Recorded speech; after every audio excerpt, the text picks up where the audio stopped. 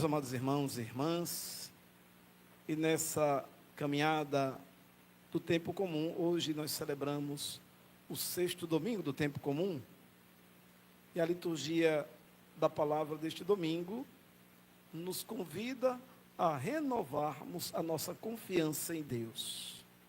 Feliz o homem que confia no Senhor, diz o refrão do salmo que hoje nós cantamos.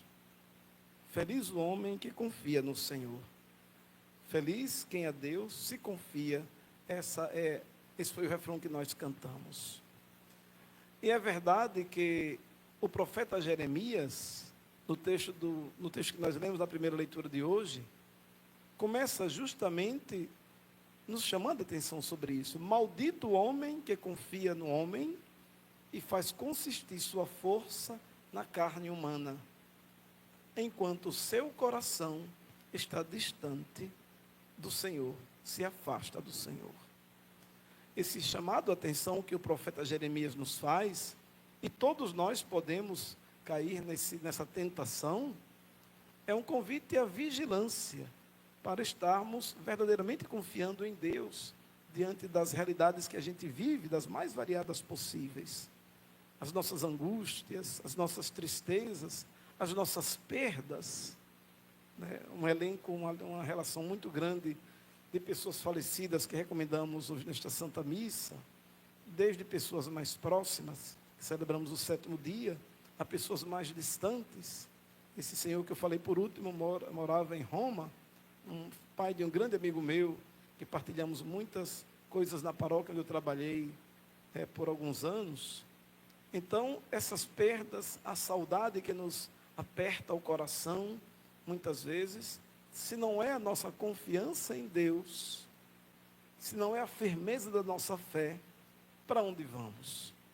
E quando a gente se esquece dessa máxima tão importante e coloca a nossa confiança somente em nós mesmos, na nossa beleza estética, na nossa força, no nosso poder, no nosso prestígio, em tudo aquilo que humanamente podemos conquistar, nós vacilaremos, porque tudo aquilo que é humano, ele é também passageiro.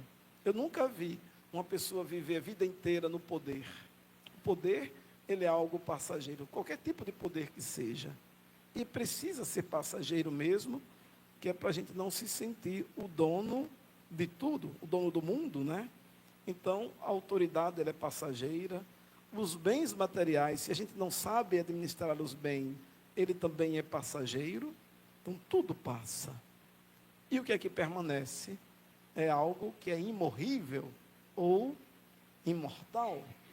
Ou seja, o amor que a gente vive, o amor que a gente edifica, o bem que a gente faz ao irmão. No caso, o profeta Jeremias continua e diz, bendito homem. Ele faz uma comparação muito bonita. O homem que coloca a sua confiança na carne humana e não confia no Senhor, ele é como os cardos no deserto. Não vê chegar a floração, prefere vegetar na secura do ermo, em região salobra e desabitada. Mas o homem que confia no Senhor, este sim, se a esperança dele é no Senhor, ele é como uma árvore plantada junto às águas, que estende as raízes em busca de umidade, e por isso não teme chegar o calor, e sua folhagem mantém-se verde, não sofre míngua em tempo de seca, nunca deixa de dar frutos. E na linguagem figurativa que Jeremias fala, ele quer dizer, esse chegar ao calor são as provações, são as dificuldades da vida. Quando confiamos no Senhor, já falei antes, né? A tribulação chega, minha gente, mas a gente está firme em pé diante de Deus, porque nós sabemos bem no Deus que acreditamos. É um Deus que nos ama, que independente do que a gente seja, independente do que a gente faça, erro ou bondade que a gente cometa, Deus nunca desiste de nós. Ele não desiste de nós porque nos ama verdadeiramente. Foi Ele que nos criou e Ele sabe como somos feitos. Ele sabe de que humanidade a gente é feita, de que barro a gente vem. Então Deus conhece bem a nossa condição de pecado. E mesmo que Ele não aplauda o pecado que a gente comete, mas Ele nunca deixa de nos amar enquanto pecadores. porque espera a nossa conversão. Deus nunca desiste de nós. E essa conversão parte de várias realidades da vida. O primeiro é crer em Jesus ressuscitado. Crer que Jesus ressuscitou. E o que significa para nós cristãos acreditar na ressurreição de Jesus? Primeiro, de nunca desistir de lutar contra o mal. Se Jesus venceu a morte e venceu o mal, também nós seremos vencedores. Então, nunca se dobrar diante do mal, nunca se acostumar com aquilo que é errado, nunca aplaudir quando o mal propaga sobre o bem. Como cristãos, devemos lutar para que o bem vença o mal, o amor vença o ódio, a vingança dê lugar ao entendimento, ao perdão e à reconciliação. O cristão é assim. Ainda uns meses atrás, discutindo em um certo lugar com uma pessoa muito cristã, muito católica, mas revoltada por algo que aconteceu com ele. Nesse tempo de política, todo mundo fica com a cabeça meio atrapalhada, né? E então ele dizia, não, mas é porque aquela revolta, aquela raiva, eu não perdoo. Eu digo, meu amigo, o problema é seu, né? O Evangelho nos pede diferente. Então você tem que decidir, você é da parte do Evangelho ou você quer formar uma doutrina pessoal do ódio, do não perdão, do ressentimento. Você está fora da lógica de Jesus Cristo. Ele era um catequista, eu falei bem sério, você está fora da lógica de Jesus Cristo. Essa não é a lógica do Evangelho. E eu fui muito sério, porque tinha outros catequistas, e a gente não pode balançar a cabeça, só porque um está com raiva de alguma coisa, ele tem que se resolver com a consciência dele e com Deus. Mas é errado a atitude que ele está tendo.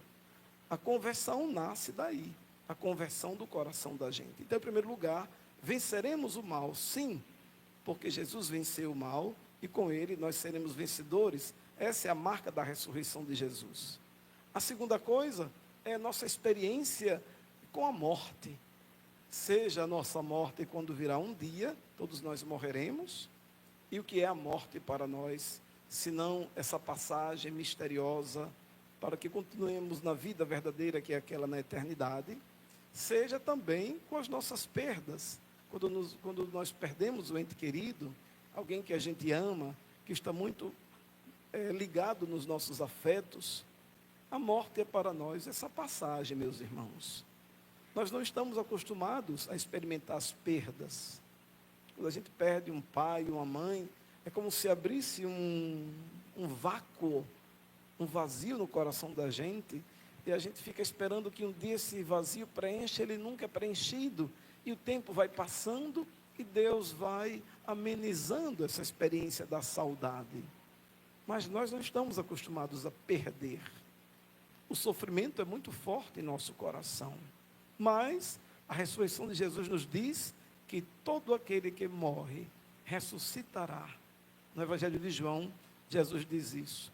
Vou para o Pai e vou preparar um lugar para vocês, para que onde eu estiver, vocês estejam também.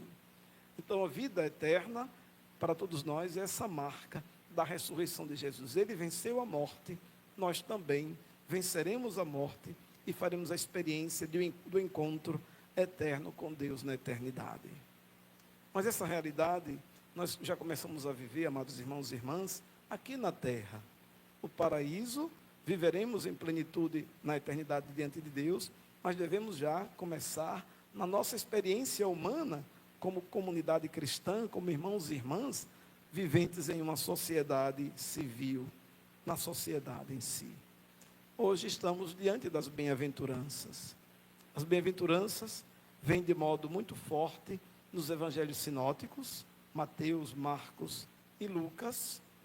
E hoje nós temos diante dos olhos o texto de Lucas, que tem algumas diferenças dos outros dois evangelhos de Marcos e Mateus.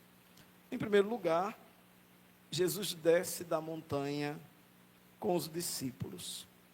Geralmente, a montanha nas Sagradas Escrituras se refere não somente à montanha geográfica. Aqui nós temos o morro, qual é o nome? Morro do Urubu, né? Não é isso? Morro do Chaves, Morro do Urubu é mais adiante. Então, o morro que nós conhecemos, o Morro do Chaves. Então, não que se refere somente a algo geográfico, mas também a proximidade dos céus. Portanto, subir a montanha quer dizer estar na intimidade com o Pai. Jesus estava com seus discípulos em oração ao Pai. E descendo da montanha, se coloca num lugar plano e ali vê as várias situações da sociedade humana. É bem interessante porque o texto das bem-aventuranças de hoje, Jesus fala: bem-aventurados vós os pobres. Me parece que em Mateus ele diz: bem-aventurados vós os pobres em espírito, porque herdarão a terra. Lucas diz: bem-aventurados vós os pobres, porque vosso é o reino de Deus.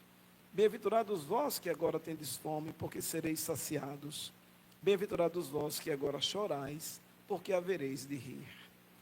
E, ao mesmo tempo, Jesus fala os ai, né? Ai de vós, ricos, porque já tendes vossa consolação. Ai de vós que agora tendes fartura, porque passareis fome. Ai de vós que agora rides, porque tereis luto e lágrimas. Mas o que Jesus quer dizer com isso? Será que Jesus condena a riqueza, condena a fartura, condena alguém que está rindo por algum motivo, se for alegria? Não, não é bem isso não, né? Sem dúvida, Jesus percebe que essa riqueza é uma riqueza opulenta, gananciosa, em detrimento dos mais pobres. Se tinha alguém sofrendo, era porque alguém tinha sugado do outro para poder estar na riqueza e zombando do outro. Se alguém tinha fartura, é porque estava faltando alguma coisa a alguém. Se alguém estava rindo demais, era pelo sofrimento do outro. Então Jesus nos chama à conversão para que ninguém sofra ao nosso lado, sem que não tenhamos uma atitude de solidariedade, uma atitude de confortar o seu sofrimento, de tentar aliviar o seu sofrimento. Em outras palavras, o Evangelho não é um conjunto de normas e regras. Aliás, toda a palavra de Deus não é isso, mas é um convite à conversão do coração. É um convite a olharmos ao nosso redor e sentirmos-nos irmãos, sentir o sofrimento do outro como o nosso. Essa experiência trágica de ontem à noite aqui no nosso bairro, tão próximo da gente, nos chama a atenção.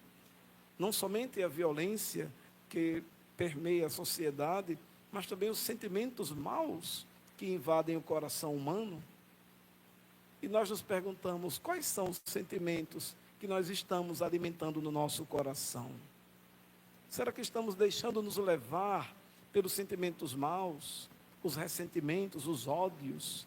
Tem pessoas que guardam ódio no coração como se fosse um tesouro.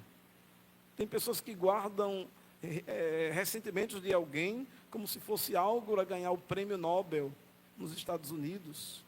Tem pessoas que se vantam pela palavra do mal que deseja ao outro, o que é errado.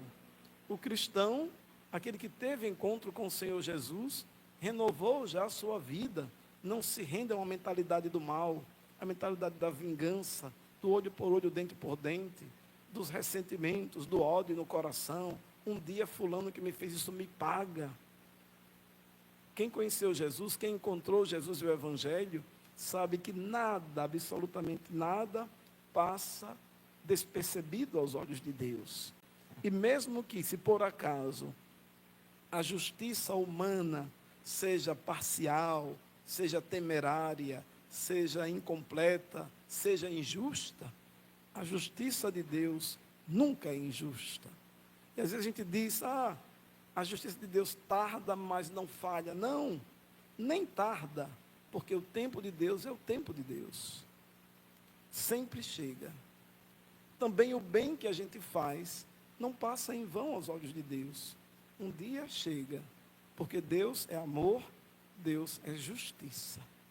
Então peçamos ao Senhor o dom da nossa conversão, que possamos cada vez mais abrir o nosso coração à graça de Deus, que a palavra de Deus, como semente bem semeada, no bom terreno do nosso coração, produza sempre mais frutos de conversão primeiro, para que mudemos a nossa cabeça e o nosso coração, mas que também nos leve a olhar ao nosso redor, a trabalhar mais nos sentimentos que guardamos dentro de nós, a sermos solidários com aqueles que sofrem no corpo e também no espírito.